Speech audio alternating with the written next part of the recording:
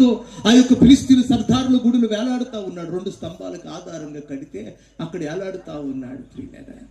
ఇప్పుడు ప్రభుని మొర పెడుతున్నాడు, అయ్యా ఒకసారి జ్ఞాపకం చేసుకో, ఈ గుడి అంతా కూల్చేసి ఫిలిష్తీయులు అందరూ హతమైపోయేటట్లు చేస్తాను అని దేవుడు జ్ఞాపకం చేసుకున్నాడు. ఆ గుడంతా కూల్చాడు. కేవలం సంసోను తన 2 హస్తముల చేత, రక్త హస్తముల చేత, జుట్టు ఉన్నప్పుడు జుట్టు లేనప్పుడు, అంటే ఇప్పుడు సంసోను బలం జుట్టు కాదు, దేవుడే. దేవునికి స్తోత్రం కలుగును గాక. మరి ఎందుకు జుట్టు పోగానే బలం పోయిందంటే, సంసోను ఏమని నమ్ముతున్నాడంటే నా బలం జుట్టులో ఉందని నమ్మాడు కనుక జుట్టు పోయింది, బలం పోయింది. ఈ దినాన్ని బలం ఏంటి అమ్మా? ఒకవేళ ధనమా, అది రెక్కలు చాపి ఎగిరిపోతుంది. ఒకవేళ అందచందాలా, నువ్వేం చేయకుండానే 40 ఏళ్ళు దాటిన తర్వాత వయసు పెరగటాన్ని బట్టి ముడతలు వచ్చేసేస్తాయి.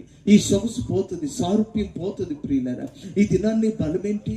అది ఏదైనా అవ్వచ్చు కానీ అది క్షయమైపోయేది. మరి అక్షయమైన బలము పేరు దేవుడే నీకు బలంగా ఉండాలి. అందుకే దావీదు అంటాడు, యెహోవా నా బలమా. దేవునికి స్తోత్రం. అందుకే సంసోను కంటే దావీదు శ్రేష్ఠుడు. దావీదు కంటే సంసోను బలాఢ్యుడు. ప్రియులారా, దావీదు కంటే కూడా. కానీ సంసోను కంటే దావీదు ఎందుకు శ్రేష్ఠుడు అంటే, సంసోను నా బలం నా తల వెంట్రుకలని పలుకుతున్నాడు. దావీదు అంటాడు, యెహోవాయే నా బలం. మాటికి శోధించమాక. నా బలం ఎవరు అనుకున్నావు? నా దేవుడే నా బలం. ఆయన ఆత్మాభిషేకం నా బలం. అంటే ఇప్పుడు ఏమి ఎక్కడికి పోవాలి? ఈ దెలీలా ప్రభువును పట్టుకుంటానికి పోవాలి. ఆయనేమో సమీపింపరాని తేజస్సులో ఉంటాడు. ఆయనను సమీపింప తగున.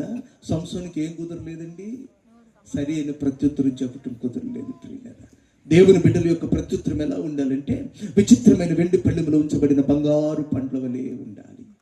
ఈ దినాన్ని బలమేంటి? యెహోవాయే నా బలం అని చెప్పగలిగితే అంత ధన్యుడు. దేవునికి స్తోత్రం. ప్రియులారా, ఎరుకు రాజు అంటున్నాడు, నా గోళ్ళే నా బలం. నిజంగానే అవి దుర్భేద్యమైనవి, ఎవడు పొడగొట్ట చాలనివి. ప్రియులారా, అంత బలమైన గోడలు వరకు ఉన్నాయి. ప్రభు అంటాడు, యెహోషువా, ఏ మనుషుడు నీ ఎదుట నిలవలేడని చెప్పాను పిలిచిన రోజున.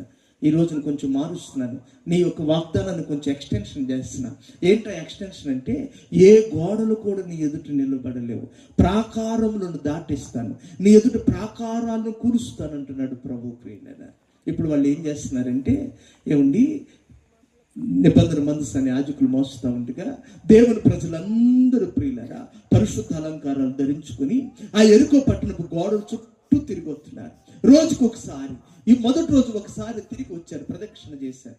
రెండవ రోజు మరి ఒకసారి, 3, 4, 5, 6 మరి ఒకసారి ప్రదక్షిణ చేసుకుంటూ వచ్చారు.